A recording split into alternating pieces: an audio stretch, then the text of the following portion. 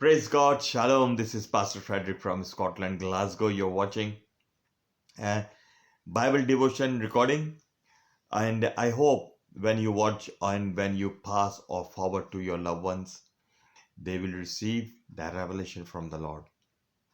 So today, I'm going to share the word from the New Testament, the book called Ephesians chapter 4, verse 27.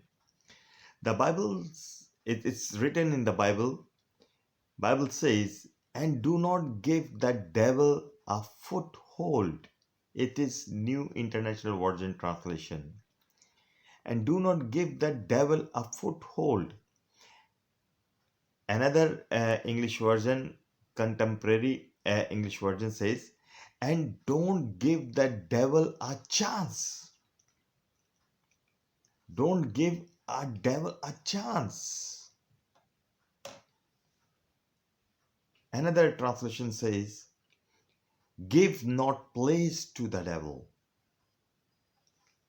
Chance, place, foothold. This means is up to us. We are giving a chance to devil to enter in our life. Devil can't enter into your life until you not allow or you not open the door for devils. Another beautiful word says, Amplified Bible says, and do not give the devil an opportunity to lead you into sin by holding a grudge or nurturing anger, harboring resentment, or cultivating bitterness. Leads you into sin when you're keeping grudging, anger, and other things.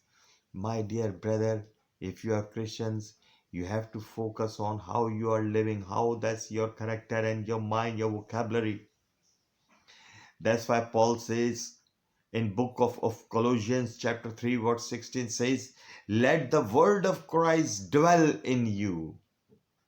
Brother and sisters, my dear child of God, Bible says, let the word of Christ dwells in you. Allow the words dwells in you. The more you will dwell, the more you have understanding, you will grow into the knowledge of Christ. And today, this day, I will pray wherever this video watch or forward, I will pray you will dwell. You will dwell. Bible says, let the word of Christ dwell in you. The word of Christ dwell in you. Don't give a chance, an opportunity, or give a chance to he will lead you into the sin.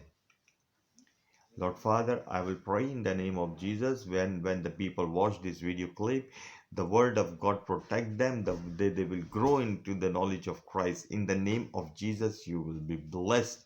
You will be blessed. You will be blessed. In Jesus' mighty name, God bless you. Love you all. Shalom.